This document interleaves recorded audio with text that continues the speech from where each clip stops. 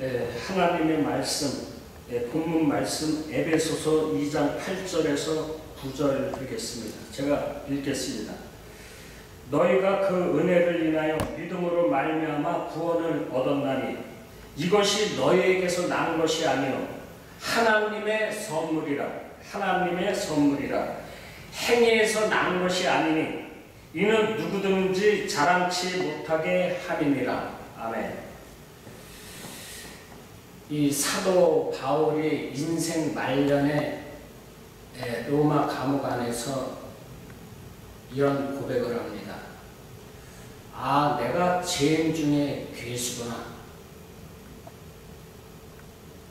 죄인도 아니고 죄인 중에 괴수라고 고백을 합니다. 그래요. 우리 기독교는 하나님께서 택한 자녀들에게 성령을 보내주십니다. 보혜사 성령님께서 하나님의 택한 자녀들에게 임하시면 택한 자녀들은 사도 바울처럼 재성이 민감해집니다. 우리 이 세상에 부모가 아이를 낳죠. 내 아이가 자라서 청년이 되고 청년이 어른이 됩니다. 그리고 노인이 되죠.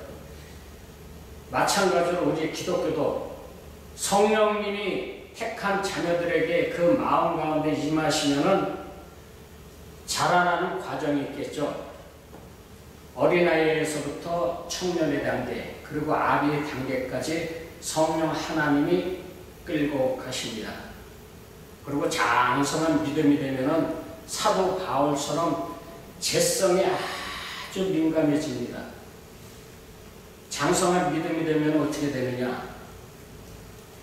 이 세상에 살아있는 그 자체가 자신이 나는 찌꺼리고 아무것도 아닌 존재구나. 나는 공예일 뿐이구나. 이렇게 깨달음을 얻습니다. 그런 깨달음을 얻은 자들, 장성한 믿음으로 성장한 이들은 어디를 소망하겠습니까? 저 하늘에 계시는 신랑 되시는 예수님, 아멘 주 예수여 오시옵소서. 우리 신랑 빨리 만나러 가야지. 이러한 소망을 가지고 살아갈 수밖에 없는 것이 신랑 되시는 예수님의 신부들의 바람이죠. 하나님의 은혜가 우리에게 큰 구름처럼 밀려오면 우리는 이 땅의 모든 것들은 세미하게 느껴집니다. 아무것도 아니구나 인생이라는 게. 솔로몬 왕이 고백을 하죠. 이 세상을 이렇게도 살아보고 저렇게도 살아봤지만은 헛것이구나. 헛것. 탕자의 비유에서 그 탕자가 큰 깨달음을 얻고 난 후에 내가 이 세상에 와서 여러 가지를 내가 해봤더니 그 모든 것들, 실수가 있은 그 모든 것들이 돼지들이 먹는 지엄 열매, 짐승들이 먹는 지엄 열매를 얻고자 헛수고했구나. 내가 갈 곳은 아버지 품밖에 없다. 천국이죠. 천국은 영원한 곳이고 이 땅은 잠깐 훈련 장소로 하나님께서 이 땅에 보내주신 것입니다. 우리는 그것을 잘 깨달아야 되는데 땅강아지처럼 땅에 코박고 살면 안 돼요. 하늘의 백성들은 본향이 저 하늘에 있습니다. 그리고 신부라고 하잖아요. 우리가 찬송가에서도 많이 있어요. 신부. 주님만 바라보겠다. 말은 다 합니다. 저도 한때는 그랬어요. 신랑 되시는 예수님 사랑합니다. 사랑합니다. 입으로는 많이들 그렇게 합니다. 그런데 진짜 신랑 되시는 예수님이 땅에 있지 않고 하늘에 계시잖아요. 그럼 내가 진짜 기독교인으로서 신부면은 어디를 지향하고 살아야 될까요? 신랑 되시는 예수님, 하늘을 보면서 살겠죠. 근데 하루아침에 이렇게 되는 것이 아니고 말씀을 통해서, 하나님의 말씀은 우리를 달가 벗깁니다. 그래서 말씀으로 우리를 고발하기 때문에 나는 아무것도 아닌 자가 맞구나. 하나님의 은혜가 아니고는 나는 도저히 한순간도 살아갈 수가 없구나. 이런 고백을 만들어냅니다. 그것이 말씀의 이력입니다. 구원이 무엇이냐? 이 성경을 통해서 구원이 무엇이냐? 아담이 죄를 짓고 벌거벗은 몸을 부끄러워합니다. 죄짓기 이전에는 자기가 벌거벗은 것을 부끄러워하지 않았어요. 그런데 죄를 짓고 나서부터 자기가 벗은 몸을 보니까 부끄럽단 말입니다. 그래서 무화과 잎으로 옷을 해입고 있어요. 그런데 하나님께서 그 무화과 잎으로 옷을 만들어 입은 그 옷을 다 벗겨 버리시고, 그리고 가죽옷을 입혀 주십니다. 구원은 우리의 부끄러운 모습을 감춰주는 그 하나님의 피의 신호. 그러니까 옷 입혀주는 게 구원입니다. 결국에는. 마태복음에 보면 왕의 잔치에 초청을 하죠. 많은 사람들을. 이게 구원이, 이게 예전이고, 많은 사람들이 왕의 초청을 받습니다. 그 잔치에. 그런데 어떤 사람이 자기 옷을 입고 들어왔어요. 근데 그 잔치에는 왕이 준비한, 그 주인이 준비한 옷을 입고 그 잔치에 참여를 해야 되는데 자기 옷을 입고 온 사람이 한 사람이 있었어요. 하나님한테 혼나죠. 그리고 쫓겨납니다. 자기의 행위, 자기의 의로 천국을 가려고 했던 바리새인들, 이 땅에도 지금 굉장히 많습니다. 이 말씀을 잘 깨닫지 못하면은 내 의, 내 행위를 가지고 하나님한테 가려고 하는 자들이 너무나 많이 있어요. 그래서 상급 노님이 이렇게 부르짖습니다. 자기가 행한 만큼 내가 받아야 되겠다는 것이죠. 그게 종교죠, 종교. 우리 기독교는 종교가 아닙니다. 종교라는 것은 비나이다 내가 열심을 내서 지성을 들여서 신을 찾아가는 걸 종교라고 그러죠. 그래서 내가 열심히 한 만큼 받아내는 것입니다. 하지만 기독교는 하나님이 찾아오십니다. 하나님이 아브라함을 찾아가서 갈대아우로, 즉 이 세상에서 끄집어내죠. 그리고 예수님이 자기 백성을 구원하기 위해서 이 땅에 오셨는데 제자들을 전부 다 찾아갑니다. 그러고 나서 말씀을 가르쳐 주시죠. 하지만 성령 받기 이전에는 절대 말씀을 깨달을 수가 없습니다. 왜? 하나님이 창세 전에 다 감춰놨습니다. 이 성경책을. 그래서 이게 문자로 보면 죽습니다. 이 속에 감춰진 그 보물, 예수님을 찾아내야 되는데 하늘의 비밀이죠. 하지만 택한 자들에게는 성령님이 오셔서 전부 가르쳐 주십니다. 걱정할 거 하나도 없습니다. 하나님이 다 가르쳐 주십니다. 자, 오늘 본문 말씀에 보면은 너희가 그 은혜를 인하여 믿음으로 말미암아 구원을 얻었나니 오직 나의 의는 믿음으로 말미암아 살리라 그러죠. 오직 우리의 행위가 아닌 믿음으로 구원을 받습니다. 이 성경에서 은혜라는 뜻은 내가 갚을 능력도 없고 받을 자격도 없지만은 하나님께서 거저 주어지는 선물이 은혜라는 뜻입니다. 은혜. 즉 은혜가 믿음이에요. 믿음 플러스 은혜. 우리가 뭘 열과 성을 다해서 얻는 것이 아니고 하나님께서 창세 전에 택하셨기 때문에 하나님께서 거저 주시는 것입니다. 그 믿음. 그래서 하나님께서 그 거둬주시는 그 믿음을 가지고 우리는 천국에 들어갈 수밖에 없습니다. 로마서 1장에 보면은 복음은, 이 성경책은 믿음에서 믿음에 이르게 한다고 했습니다. 이 뜻을 잘 깨달아야 돼요. 이 뜻이 무엇이냐? 믿음에서 믿음에 이르게 한다. 믿음의 주체가 히브리서에 보면은 예수 그리스도의 믿음의 주체가 우리 믿음이 아니고 믿음의 주인 되시는 예수님, 그 예수님의 그 믿음이 선물로 받았잖아요. 그 객관적인 믿음이 우리한테 오면은, 택한 자녀들한테 오게 되면은 예수님을 안 믿을 수가 없는 그런 믿음으로 바꿔집니다. 그게 우리의 믿음이, 주관적인 믿음. 그래서 예수님의 믿음이 주체가 하나님이니까 그 믿음이 왔을 때 우리는 믿음에서 믿음으로 이루게 하는데, 그 믿음이 우리 안에 심어져서 예수님이 나의 신랑이구나, 예수님이 나의 주인이구나, 이게 믿어지는 거예요. 내가 예수를 믿는 게 아니고 예수님이 나의 구주구나, 메시아구나, 나의 신랑이구나, 이게 믿어진다는 말입니다. 그런 사람들은 이 땅의 삶을 어떻게 살아가느냐?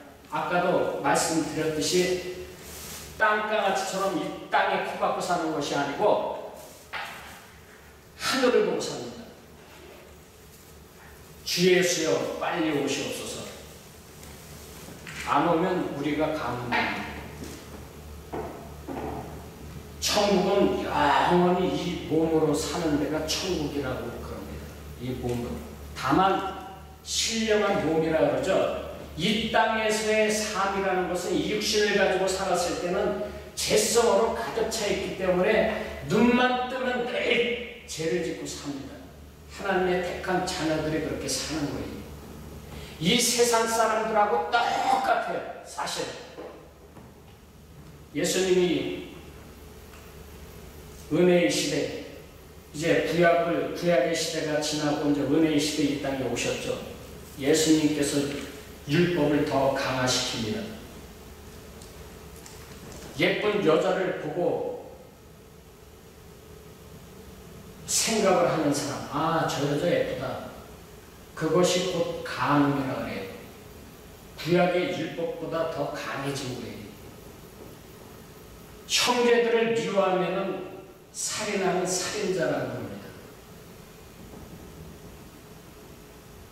우리가 이 세상을 살아가면서 어떻게 미워하는 사람들이 있잖아요. 측근에.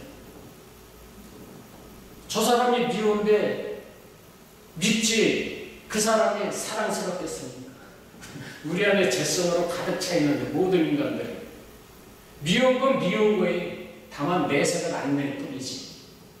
그래서 아픈 겁니다. 사도 바울처럼. 자꾸 믿음이 성장하게 되면은 내 안에 왜 이렇게 더럽나?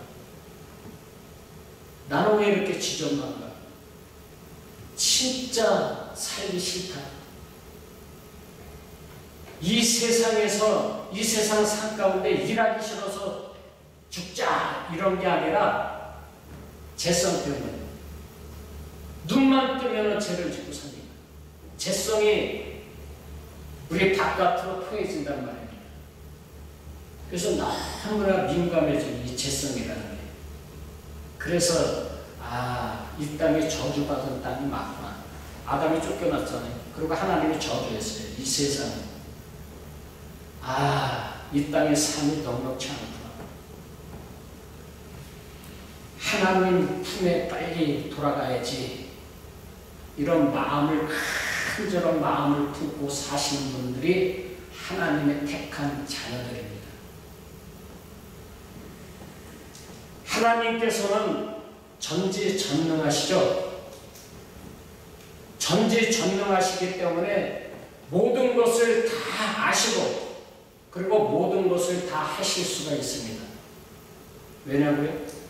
창조주이시기 때문에, 그리고 전지전능하시기 때문에 모든 것을 다 아시고 모든 것을 다 하실 수가 있죠. 하나님은 시간과 공간의 구애를 절대 받지 않습니다.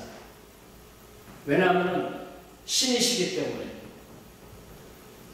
그러면 하나님께서는 이 땅에서 일어나는 모든 일들을 다 예정하신 것인가? 지금 우리 목사님하고 우리 성도님하고 지금 이 자리에 계시는데 이것까지도 하나님께서 예정하신 것인가? 이 성경책은 하나님께서 창세 전에 처음 세우신 그 계획에 따라 한치의 오차도 없이 지금 이 순간도 하나님의 택한 백성을 구원하시기 위한 목적의 완성을 위해서 이 세상 역사를 경륜해 가고 계시다는 것을 성경을 통해서 말씀하고 계십니다. 오늘 말씀을 잘 들어보시기 바랍니다. 이 땅의 역사가 어떻게 진행이 되어 가는가 성경에 다 기록이 되어 있어요. 에베소서 1장 11절 표준 새 번역으로 읽어드리겠습니다. 모든 것을 자신의 뜻대로, 모든 것을 하나님 뜻대로 행하시는 그분의 의도대로 우리가 예정되어 그분 안에서 유업이 되었으니 로마서 11장 36절 만물이 그분에게서 나오고 눈에 보이는 모든 것들이 예수님에게서 나왔다는 얘기. 그분으로 말미암고 그분께로 돌아가신다. 그분께 영광이 영원토록 있기를 기원합니다. 분명히 하나님은 모든 것을 미리 정하시고 그리고 그 정하심에 따라 이 역사를 운행하고 계십니다. 그러니까 우리가 이 땅에서 보고 듣고 겪는 여러 가지 유형의 사건, 사고, 우리 목사님, 우리 성도님 앞에 바로 일어나는 모든 환경 상황들, 모든 상황들은 다 하나님의 구원의 목적, 즉 영원한 목적을 완성하시기 위한 결과들인 것입니다. 그래서 성경에는 모든 것이 합력하여 선을 이루어 주시겠다고 약속을 하십니다. 하나님께서 우리 앞에는 별의별 일이 다 일어나죠. 신호애락이라 그러죠. 신호애락. 기쁜 일도 있을 것이고 슬픈 일도 있을 것이고 사람마다 조금씩은 차이가 있지만 별의별 일이 다 일어납니다. 이 모든 것들은 하나님의 작정 안에서 일어나는 것이 이 성경을 잘 깨닫고 보면 하나님의 은혜로 그런 것들이 눈에 보여요. 그래서 이 세상을 담대하게 살아갈 수가 있어요. 하나님이 그러시죠. 구약의 선지자들한테 강하고 담대하라. 왜 그분들이 담대한 인생을 살아갔냐? 하나님 말씀을 깨달았기 때문에 그 앞에 엄청난 폭풍과 몰아칠지언정 그분들은 좌절하지 않고 저 하늘을 보면서 담대하게 살아갔던 것입니다. 시복에서 11장에 믿음의 선진들이 기록이 되어 있죠. 그분들이 그렇게 살아갔던 사람들이 우리 이 땅에 오늘날 이 땅에서 교회 다니시는 모든 성도님들 특히 하나님의 택한 백성들은 그렇게 살아가게끔 하나님들이 만들어 버리십니다. 짧은 시간에 그러는 것이 아니고 어떤 분들은 10년, 15년, 20년, 25년, 30년 사람마다 다 틀리죠. 우리 인간들은 알 수가 없어요. 근데 자꾸 하나님의 은혜를 많이 받는 분들은 본인들은 좀 알아요. 사실. 근데 남한테 얘기하면은 안 믿어요. 믿지도 않고. 왜? 깨달음들이 틀리니까. 이 성경 이게 한 권의 책으로 되어 있는데 66권이 예수님에 대한 말씀이지만은 다 깨달음이 틀려요. 보면은 참 이상하고 너무 오묘한 것 같아요. 자, 하나님께서는 창세전에 예정하신 그 구원에 가는 그 작정, 예정 그것을 완성시키기 위해서 지금도 이 땅을 운행하고 계십니다. 창세기 1장 2절 이 땅의 상태가 혼돈하고 공허하다 그러죠. 흑암이 깊은 위에 있고 그렇지만 하나님의 신이 운행한다 그러죠. 그 이유를 하나님이 지배하고 있는 거예요. 우리 마음이 혼돈하고 공허하고 캄캄하다는 얘기죠. 그래서 요한복음 1장에 보면 빛이 어둠에 갇혀있는 자들에게 빛이 찾아온다고 그러는 거예요. 요한복음 1장에서. 근데 깨달지 못한다 그러죠. 맞아요. 많은 사람들이 깨달지 못해요. 빛이 왔는데도 깨달을 수가 없어요. 그럼 우리 예수 그리스도가 십자가에서 죽으신 사건을 한번 예로 들어보겠어요. 잘 들어보시기 바랍니다. 베드로전서 1장 20절. 베드로전서 1장 20절. 그는 창세 전부터 미리 알리신 바 된 분이시나 이 말세에 너희를 위해서 나타내신 바 되었으니 십자가에서 피 흘려 죽으신 예수 그리스도는 창세 전에 이미 미리 예정되어 있었대요. 창세 전에. 그러면 우리 인간들이 타락할 것도 창세전에 하나님께서 아셨다는 것이고 그 모든 것은 하나님의 작정 안에 들어있었다는 것이죠. 왜?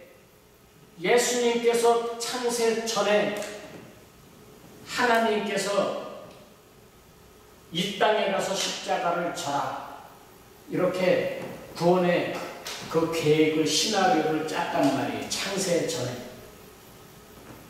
그래서 예수님께서 하나님께서 그 계획해 놓으신 그 시나리오대로 이 땅에 오셔서 죽어야만 되는 거예요. 그래야 죄인들이 살죠. 창세 전에 예수 그리스도께서 작정되어 있었다고 베드로전서 1장 20절은 분명히 말씀하고 계십니다. 그러니까 천지 창조 하늘과 땅은 우발적으로 일어난 것이 아니고 어떤 목적을 이루시기 위해서 철저하고 치밀하게 계획되어서 일어나는 것이죠. 창조 자체가 종착역이 아니고 어떤 목적지를 향한 출발점에 불과하다 이렇게 말씀드릴 수가 있습니다. 잠언 16장 9절 이 말씀 많이 아실 것입니다. 암기하는 사람도 상당히 많이 있을 줄 압니다. 사람이 마음으로 계획할지라도 그 발걸음을 인도하시는 분은 여호와 하나님이시다. 우리 인간이 계획, 이것을 해야지 하고 계획을 하지만은 그 발걸음을 인도하시는 분은 하나님이래요. 우리 목사님과 성도님하고 이 자리에 온 게 전부 다 하나님께서 인도하신 것입니다.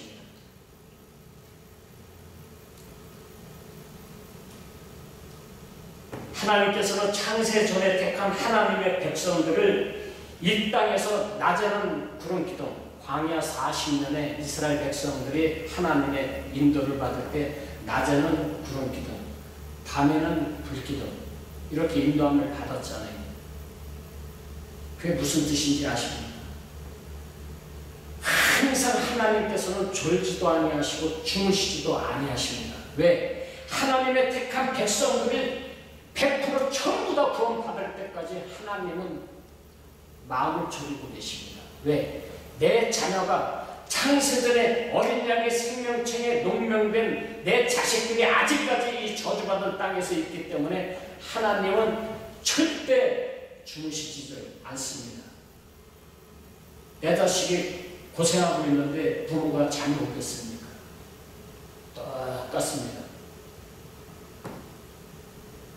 우리 하나님께서는 불꽃 같은 눈동자로 늘 하나님의 자녀들을 보고 계십니다. 지금 이 순간도 하나님께서는 눈을 부릅뜨시고 하나님의 자녀들에게 세심하게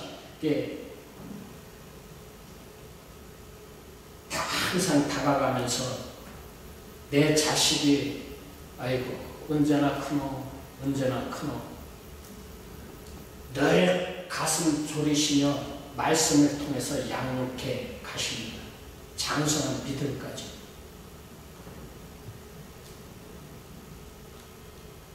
하나님의 택한 자녀들은 늘 하나님께서 이렇게 하나님의 은혜로 하나님의 사랑으로 돌보시지만 그럼 반대로 하나님이 택하지 않은 자, 악한 자들, 성경에서 악한 자라고 그러죠. 악한 자 하면은 뭐 윤리 도덕적으로 나쁜 짓을 하고 그런 사람들이 악한 자가 아니라 예수님을 안 믿는 자, 예수를 믿는 자들을 선한 자라고 성경에서는 그렇게 말씀하시고, 예수님을 믿지 않는 자, 그런 자들을 악한 자라고 합니다. 교회 안에서도 많이 있습니다. 가라지가. 알고 본 선한 자고, 하나님이 봤을 때 그 행위가 어떠하든 간에 너는 선해, 너는 의인이야, 이렇게 인정을 해 주시죠. 하나님께서. 왜? 내 자녀니까. 하나님의 자녀이기 때문이다. 그렇지만 예수를 모르는 자, 성경을 모르는 자, 이 자들을 악한 자라고 합니다. 성경에서는. 이 악한 자들은 이 세상에서 하나님은 어떻게 다뤄 나가시는가? 자, 그랄 왕 아비멜락이라고 아시죠? 그랄 왕 아비멜락, 구약에 등장을 합니다. 그 예로 한번 들어볼까 합니다. 아브라함이 그랄 왕 아비멜락에게 아내 사라를 누이라고 속여서 팝니다. 그런데 하나님께서 아비멜락의 꿈에 나타나십니다. 창세기 20장 6절. 하나님이 꿈에 그에게 나타나셨다. 나는 내가 깨끗한 마음으로 이렇게 한 줄을 잘 안다. 그러므로 내가 너를 지켜서 내가 나에게 죄를 짓지 못하도록 한 것이다. 그 여인을, 사라를 말씀합니다. 그 여인을 건드리지 못하게 한 이유도 바로 여기에 있다. 자, 이제 그 여인을 남편에게 돌려보내라. 꿈에 나타나서 하나님께서 말씀하시는 거예요. 아비멜렉 왕에게. 그의 남편은 예언자이므로 너에게 탈이 나지 않게 하여달라고 기도할 것이고 너는 살 것이다. 그러나 그 여인을 돌려보내지 않으면 너도 죽고 너에게 속한 모든 사람들이 죽음을 면치 못한다고 합니다. 꿈에 나타나서 하나님께서 이렇게 말씀하세요. 이렇듯 하나님은 아비멜렉의 마음을 움직입니다. 이 악한 자의 마음을 움직여요. 왜? 창조주이시기 때문에. 하나님의 계획에 방해되지 안 되도록 아비멜렉을 하나님의 통제 속에 집어넣어 버리시죠. 하나님의 통제 속에 가둬버리시는 것입니다. 자, 요셉의 이야기에서도 이러한 하나님의 작정과 섭리, 그리고 예정, 이 모든 것들을 우리가 읽어낼 수가 있습니다. 창세기 37장 18절에 보면은 요셉의 형들이 요셉을 멀리서부터 보고 그가 자기들에게 다가오기 전에 그를 죽이기로 모의를 합니다. 야, 저 요셉 우리가 죽여버리자. 이렇게 모의를 하죠. 요셉을 죽이려고. 먼저 노예로 요셉을 팔려고 하는 것이 아니라 순서가 먼저 죽이려고 합니다. 형들. 그렇지만은 하나님께서 루벤의 마음을 움직여서, 요셉의 형이죠. 하나님께서 루벤의 마음을 움직여서 돌이키게 하십니다. 창세기 37장 20절에서 21절 한번 보겠습니다. 제가 읽어드릴게요.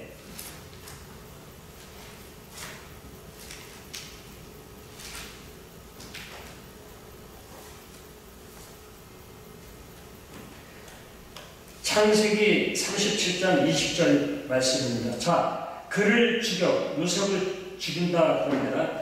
구덩이에 던지고 우리가 말하기를 악한 짐승이 그를 잡아먹었다 하자. 그 꿈이 어떻게 되는 것을 우리가 볼 것이니라 하는지라. 루벤이 듣고 요셉을 그들의 손에서 구원하려 하여 가로되 우리가 그 생명은 상하게 하지 말자. 루벤의 마음을 하나님께서 움직이십니다. 죽이지 못하게.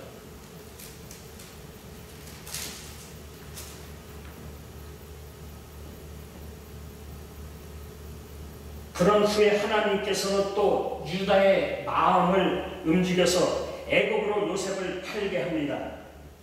37장 26절에서 27절 말씀을 읽어드리겠습니다. 유다가 자기 형제에게 이르되 우리가 우리 동생을 죽이고 그의 피를 은이간들 무엇이 유익할까? 자, 그를 이스마엘 사람에게 팔고 우리 손을 그에게 대지 말자. 그는 우리의 동생이요 우리의 권력이니라 하매 형제들이 청종하였더라. 이렇게 기록이 되어 있습니다. 하나님의 목적은 요셉이 애굽으로 내려가 총리가 되는 것입니다. 요셉이 죽으면 안 되니까 악인들의 마음을 움직여서 하나님의 창세전의 구원의 계획을 완성시켜 가시는 것입니다. 성경은 말씀하시기를 요셉의 입을 통해서 이 모든 일은 다 하나님이 하셨다, 이렇게 말씀을 하고 계십니다. 창세기 45장 8절에 보면은 그런즉 나를 이리로 보낸 자는 당신들이 아니고 형들이 아니고 하나님이다 하고 형들에게 하나님의 주권과 섭리를 가르쳐 줍니다. 이러하듯이 세상의 모든 역사는 하나님께서 주관하시며 하나님의 주권하에 이루어가고 있다는 말씀인 거죠. 잠언 21장 1절에 보면은 왕의 마음은 이 세상의 모든, 지금으로 치면은 대통령이죠. 이 세상의 모든 대통령들의 마음은 흐르는 물줄기와 같아서 주님 손안에 있다. 주님이 원하는 대로 이끌어 가신다. 이렇게 기록이 되어 있습니다. 이 말씀대로 하나님은 페르시아 고레스 왕의 마음을 움직여서 바벨론에서 노예처럼 사는 유대인들을 팔레스타인 땅으로 귀환을 시켜 주십니다. 페르시아 고레스 왕이 유대인들에게 말씀하고 계십니다. 너희 나라에 가서 성전을 건축해라. 페르시아 왕 고레스가 유대인들이 성전 건축하는 거하고 무슨 상관이 있어요? 하지만은 하나님께서 고레스의 그 마음을 움직여서 유대인들을 돌려보냅니다. 그리고 나서 너희 나라에 가서 성전을 건축해라. 하나님께서 이렇게 왕의 마음을 만지십니다. 이사야서 10장 5절에서 7절에 보면은 아수르 왕은 그 사람의 꿈은 무엇이냐? 전 세계를 정복하는 것이 꿈이었지만은 하나님께서 이 아수르의 왕의 마음을 만지십니다. 그러고 나서 전 세계를 정복하지 못하게 하고 이스라엘만 때려라 그럽니다. 그래서 이 아수르라는 나라가 이스라엘을 때리죠. 단단히 혼을 내줍니다. 그리고 나서는 그 아수르라는 나라를 영도 폐기해버립니다. 아주 무서운 얘기죠. 실제 있었던 역사적인 사건이 아수르 왕은 전 세계를 정복하는 것이, 그리고 그럴 만한 힘도 있었어요. 그 당시에. 그럼에도 불구하고 하나님께서 찾아가셔서 그 아수르 왕의 마음을 만지시고 이스라엘만 때려라.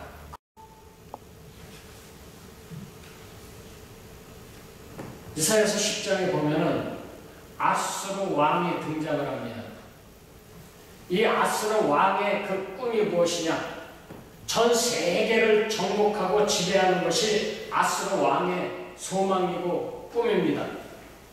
그런데 하나님께서는 아수르 왕을 찾아가십니다. 그리고 그 마음을 움직입니다. 이스라엘을 가서 좀 때려다오. 혼 좀 내다오. 하나님께서는 아수르 왕의 마음을 움직여서 전 세계를 정복하는 그 꿈을 버리고 이스라엘만 치게 합니다. 이스라엘만 치는데 아주 열심히 내게 합니다. 그리고 아주 혼내줍니다. 그러고 나서는 하나님께서는 이 아수르라는 나라를 이 지구상에서 없애버립니다. 이렇듯 하나님께서는 왕의 마음을, 이 세상의 모든 왕들의 마음을 하나님께서는 하나님의 그 작전, 구원의 작전 안에서 이끌어 가시고 계시다는 것을 우리는 성경을 통해서 이렇게 알 수가 있습니다. 사도행전 4장 27에서 28절에 보면은 헤롯과 빌라도가 등장을 합니다. 헤롯과 빌라도가 예수님을 대적하기 위해서, 즉 예수님을 죽이기로 하나님의 작정하에 예루살렘에서 기거를 하게 됩니다. 이 모든 것들이 하나님의 계획 안에 들어있었던 것이죠. 그래서 하나님의 때 예수를 죽이고자 이방 사람들과 유대 민족들과 합심해서 예수를 죽이죠. 이 모든 것들이 하나님께서 창세전에 전부 다 계획을 해 놓았던 것입니다. 그래서 헤롯과 빌라도가 예루살렘에 거하게 되는 것이죠. 그래서 결국에는 예수를 십자가에 못 박아 죽이십니다. 이렇듯 이 세상의 역사라는 것은 한 채의 오차도 없이 하나님께서 이끌어가고 계시다는 것을 성경은 말씀해 주고 계십니다.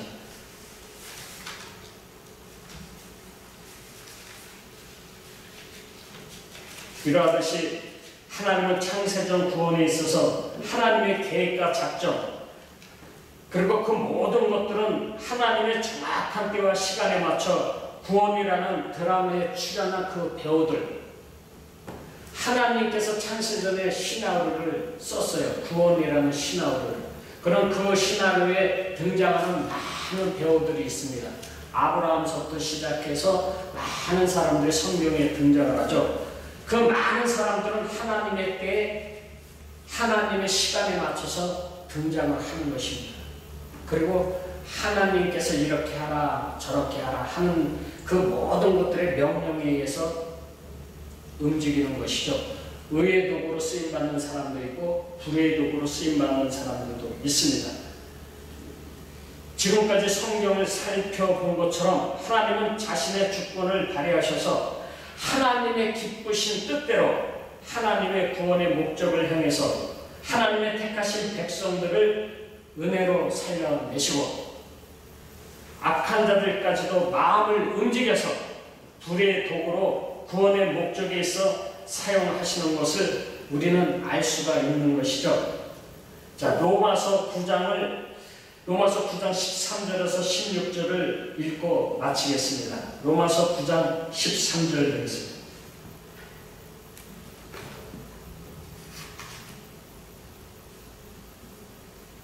자, 제가 읽어드리겠습니다. 기록된 바 내가 야곱은 사랑하고 에서는 미워하였다 하신가 같으니라. 그런즉 우리가 무슨 말 하리요? 하나님께 불의가 있느냐? 그럴 수 없느니라. 모세에게 이르시되 내가 긍휼히 여길 자를 긍휼히 여기고 또 불쌍히 여길 자를 불쌍히 여기리라 하셨으니 그런즉 원하는 자로 말미암음도 아니요 다른 박질 하는 자로 말미암음도 아니요 오직 긍휼히 여기시는 하나님으로부터 말미암음이라. 이 발음이 잘 안 되네. 하나님으로부터 말미암음이니라. 자, 우리가 열심을 낸다고 구원시켜 주시지 않는데요. 우리의 행위를 갖고 우리가 하나님한테 뭔가 열심을 내갖고 하나님을 기쁘게 해드려야지 그런 거 갖고 되는 것이 아니고 하나님께서는 긍휼히 여길 자를 긍휼히 여기시고 불쌍히 여길 자를 불쌍히 여기신다 그래요. 하나님 마음이라는 것이죠. 그럼 누구를 긍휼히 여기십니까? 하나님의 택한 백성들만 긍휼히 여겨주십니다. 그렇다고 이 세상에서 하나님의 작정 안에서 모든 사람들이 구원을 받는다. 그래, 하나님께서 뭐 믿음도 선물로 주시고 은혜도 선물로 주시는데 우리가 할 것이 무엇이 있느냐? 그 이 땅에서 막 살아도 되겠네? 성령 하나님이 택한 자녀들 마음속에 오시면 그렇게 살게 놔두시지를 않습니다. 왜? 재성이 자꾸 민감해지게끔 만듭니다. 성령님이 우리 안에 들어와서 누구랑 싸움을 하십니까? 전쟁을 하십니까? 바로 옛사람, 나하고 전쟁을 하시는 것입니다. 육신의 소욕하고 성령의 소욕하고 싸움을 한단 말이에요. 매일같이 전쟁. 근데 이 육신의 소욕이 너무나 강하기 때문에 성령의 소욕이 참 실망을 많이 하십니다. 성령님께서. 그래서 예수님께서 말씀하시기를 나를 따라오려거든 천국 가려면 너를 부인해라. 너의 옛사람. 그리고 십자가를 지고 나를 따라오너라. 그러죠. 나의 옛사람을 불리나라에 이게 기독교의 기독교. 그래서 우리가 인생의 삶 가운데서 성령님을 받은 사람들은 나는 날마다 죽노라 사도바울의 신앙 고백처럼 삶 가운데 죽어갑니다. 내 생각이 없어지고 내 의지가 없어져요. 내 고집이 없어지고 자존심이 없어지고 시기 질투심이 없어지고 바보가 되죠. 바보. 세상 사람들이 봤을 때는 바보가 된다는 말이에요. 어휴, 저 멍청이. 그런데 하나님이 그런 사람을 봤을 때 야, 내 자식이 맞구나 하고 인정을 해주죠. 그게 자기 부인이 자기 부인.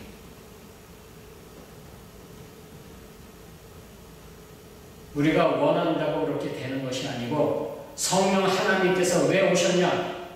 그렇게 만들려고 우리 안에 오셨단 말이에요. 우리는 못하니까. 사람은 할 수 없으되 하나님은 하실 수 있느니라. 구약의 이스라엘 백성들은 못했지만은 신약의 은혜, 새 언약에 있는 하나님의 택한 자녀들은 굳은 마음을 하나님께서 없애버리고 부드러운 마음을 준다고 그러죠. 에스겔서 36장에서. 그렇게 반드시 만들어 주십니다. 그래서 천국으로 반드시 100% 인도해 가십니다. 그래서 택한 자녀들은 그 꿈과 소망을 가지고 힘든 삶이지만은 하루하루를 하나님 감사합니다. 그 구원의 즐거움 속에서 기쁜 마음을 가지고 인생을 살아나가는 것이죠. 감사합니다.